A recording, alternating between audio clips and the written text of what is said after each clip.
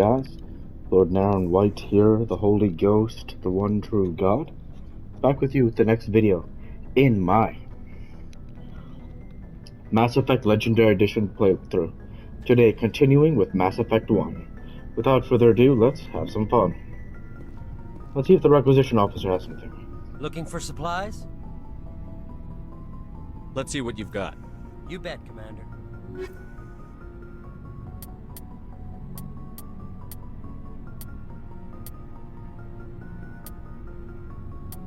Lancer's good, but Tsunami's better.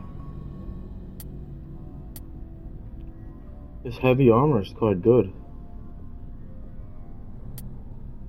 Its shields are massive. We should go with this one.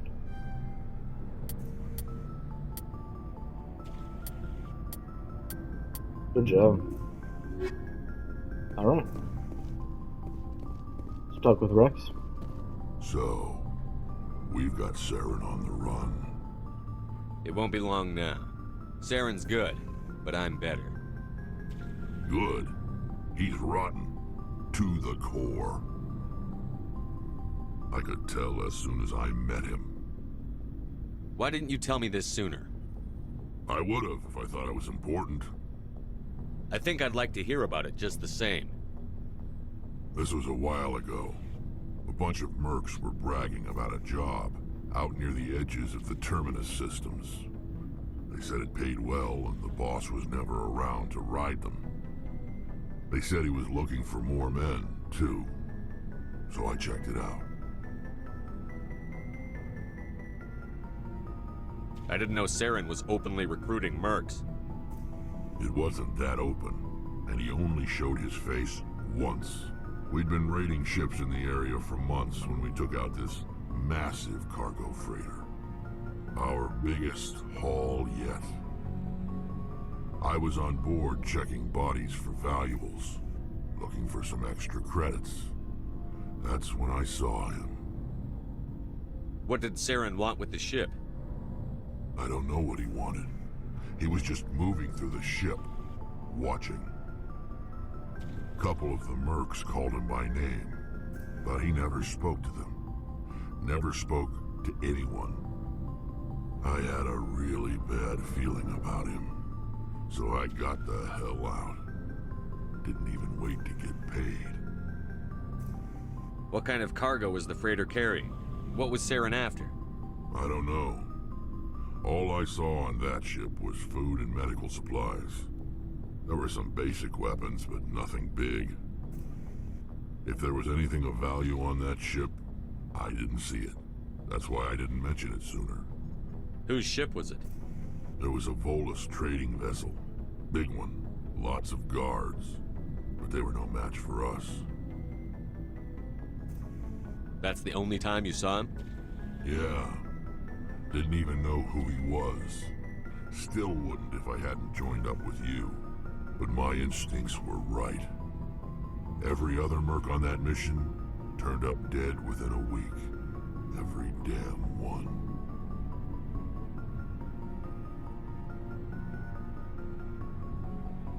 So long, Rex.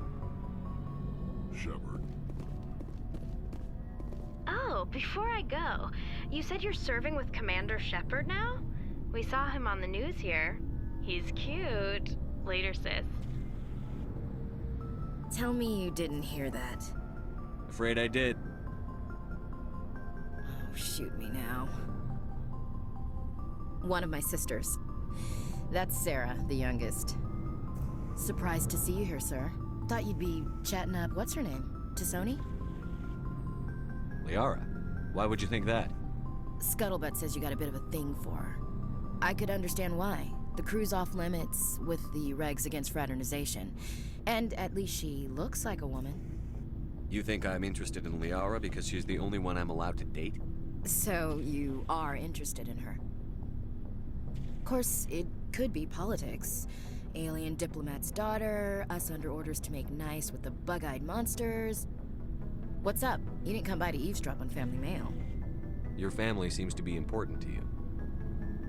Yeah, we've always been close. Me and my sisters especially. With Dad on duty so much, I had to help Mom raise them.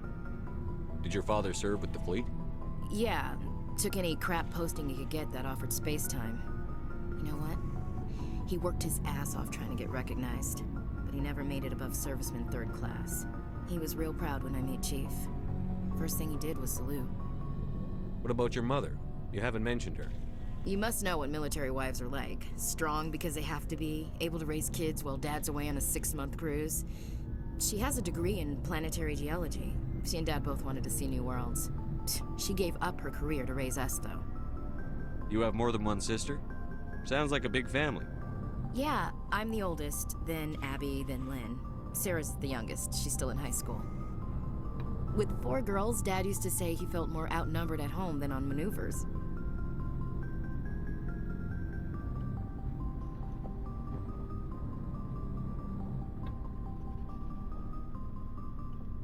Where did you grow up? All over. We transferred a half a dozen times before I finished grade school. You go where personnel command sends you, right? I guess that's why I'm so tight with my sisters. We'd have to leave all our friends every 2 or 3 years. After helping raise them, your sisters still talk to you? Amazing. Things were tense between Sarah and me for a while. Then we bonded. Sounds like a story. Feel like sharing?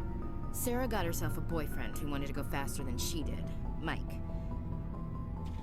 I didn't think he was a bad kid, just pushy. Lynn would send me these worried vid mails, and I'd tell her to relax.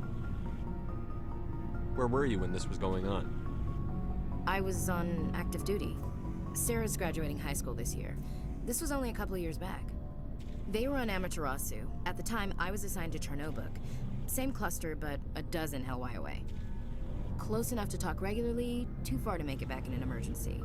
I couldn't afford a fast packet flight. If he really liked her, he wouldn't be pushy.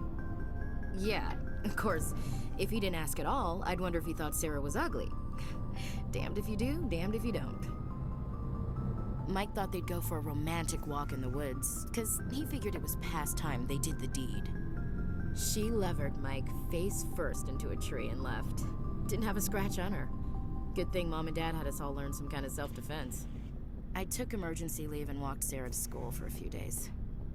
Why didn't you tell the police? She said it wouldn't solve the real problem, and she and Mike would both become household names. It was a small colony. I said it was her call to make, that we should let her do it her way. Mom was pretty pissed about that. You said all of your sisters learned self-defense? Lynn did pistol practice, but didn't like it. She's kind of nervous. Sarah took Aikido. Abby decided to learn the sword. She always was a little weird. Likes big skirts and tops you have to tie her into. They do great things to her figure, though. So, what did you learn? One of Dad's friends taught me Marine hand to hand. You said all of your sisters learned self-defense? Lynn did pistol practice, but didn't like it. She's kind of nervous. Sarah took Aikido. Abby decided to learn the sword. They do great things to her figure, though. You traveled all the way home to walk your sister to school. It was only a dozen light years, like a day's cruise. It's not like I was going to Earth or something. My last day out, Mike was waiting for us. Sarah had told her friends, so everyone at school knew what he did. He wasn't happy. I wanted to snap him in half, but Sarah gave me this look, let me handle it, I need to do this alone look. She kept her cool, God bless her, as he screamed in her face. She just let him vent. Then he tried to punch her. I swear, she just flowed around him. Next thing I knew, he's face down on the sidewalk, and there's blood everywhere. That's unbelievable. Sarah must be as good as you. Better. I'm more or less a straight-up puncher. When he swung, she wasn't there anymore, and he fell. She helped him stop the bleeding and had me call an ambulance. She told the paramedics he fell. Before they took him to the hospital, Mike touched Sarah's arm. I thought he was gonna end up on the ground again. But he hung his head, whispered, "I'm sorry," and started crying. And she hugged him. The Williams women are a decisive bunch, Commander. We do things when we're ready. Not before, not after. Your sister's something else. But you didn't mention your father at all. Was he on deployment? Dad always wanted to serve in space, but he wanted us to have real ground under our feet. He'd say, space is beautiful, but you can't raise a family there. I cannot rest from travel. I will drink life to the lees. All times I've enjoyed greatly, have suffered greatly, both with those that loved me and alone. For always roaming with a hungry heart, much have I seen and known, cities of men and manners, climates, councils, governments. I never thought I'd hear you reciting poetry. Just because I can drill you between the eyes at 100 meters doesn't mean I can't like sensitive stuff. Just don't spread it around. Ulysses was my dad's favorite poem. Every time he shipped out, he recorded me reading it. He had a dozen versions when he retired. Does he still like it? I sure hope so. I read it to his grave every time I go home. Dad passed on a few years back. He's probably still watching, though. So behave. You mean from wherever we go after death? Dead on, Skipper. He's with God now. That's not a problem with you, is it? That I believe in God? You know that old saw, there's never an atheist in a foxhole? I've been in a lot of foxholes. Yeah, I guess you have. I've met a few people who were really weirded out by my faith. Because I work in space, I can't believe in a higher power? Jeez. Hello, have you people looked out the window? How can you look at this galaxy and not believe in something? I should get back to my duties. Didn't mean to take up so much of your time. What's your opinion on the last mission? You mean the Rachni, right? Like I said, the Rachni are dangerous. They proved that 2,000 years ago. I think it was a mistake to let them go. But that wasn't my call to make. It was yours. You know, you really should talk to T'Soni about her mom. She has to be hurting. Just saying, Skipper. We'll talk later, Williams. Looking forward to it, Skipper. Commander? We'll talk later, Williams. Looking forward to it, So it Skipper. wasn't really able to advance any kind of romance with Ashley. But the fact that Ashley's religious really does mean a lot. So, the fact that Ashley and Shepard are both religious mean a lot. I of course, not 100% certain what religion they follow, but I'm gonna say for my RPG purposes that they're both Christians. So, that'd be a pretty good match. In fact, for me, that'd be a better match than Shepard and Liara, so maybe after next mission I should talk with Ashley first, so... Because I didn't know that we would get that conversation with Liara, or I would have talked with Ashley first. Either way, let's keep going. Good to know she's a good match, though. Commander, how are you? Why did you want to be a CSEC officer in the first place? That's a good question. There were several reasons, I guess. Like what? Probably the same as most officers. I wanted to fight injustice, wanted to help people. I guess my father had something to do with it too. He was CSEC, one of the best. I grew up hearing about his accomplishments or seeing his picture on the vids after a big arrest. He's taking my resignation pretty hard. That's tough, but you'd think he'd be impressed you're going after Naren. My father's a CSEC man to the bone. Do things right or don't do them at all, he says. He thinks I'm being too rash, too impatient. He's worried I'll become just like Naren. He actually talked me out of becoming a Spectre when I was younger, for the same reasons. You were asked to be a Spectre? Well, I was targeted as a possible Spectre candidate. Me and about 1,000 other Turian military recruits. I could have received special training, but my father didn't like it. He despises the Spectres. He hates the idea of someone having unlimited power with no accountability. He wouldn't like you, Commander. No offense. I suppose I can understand his concern.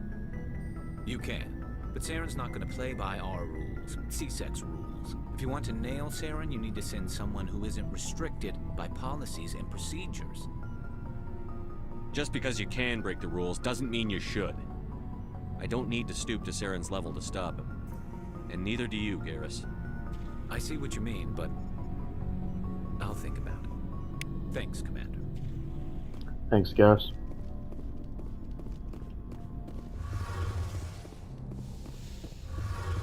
So last but not least, Tali. Oh, hello, Shepard. Are you okay? I don't know. Your ship is amazing, and your crew's been really great to me. Especially your chief engineer.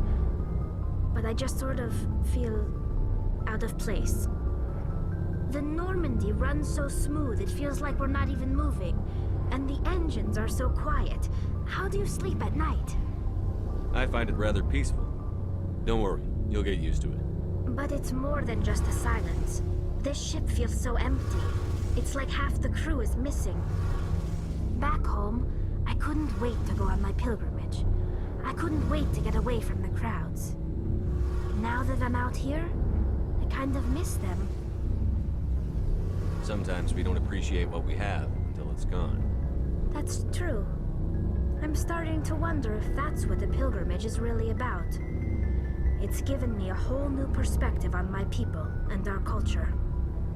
You know, there's always a few who go on their pilgrimages and never return. I always assumed something bad happened to them, but maybe they just wanted a different life. You do plan to return to the migrant fleet, right? I could never abandon my people, Shepard. I will go back eventually, but we have to stop Naren first. Otherwise, I might not have a home to go back to. I should go. See you later. Something I can do for you, Commander. Carry on, Adams. Aye, aye, Commander.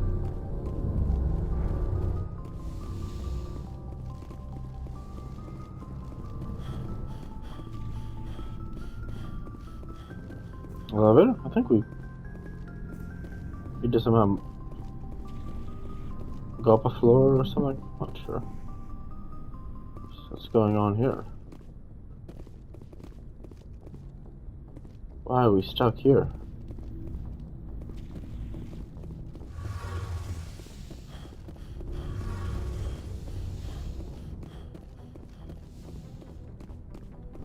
Not good.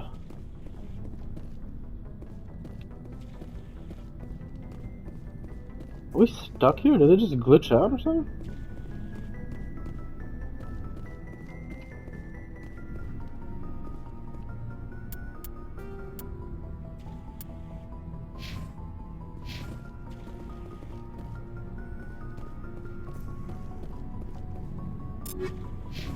Okay, I think I know what I need to do. I'm gonna create a second save real quick. And I think the game is glitched, so because I'm pretty sure we need to get on this elevator here, so yeah. Yeah, I don't see any other way for us to move forward, basically, so yeah.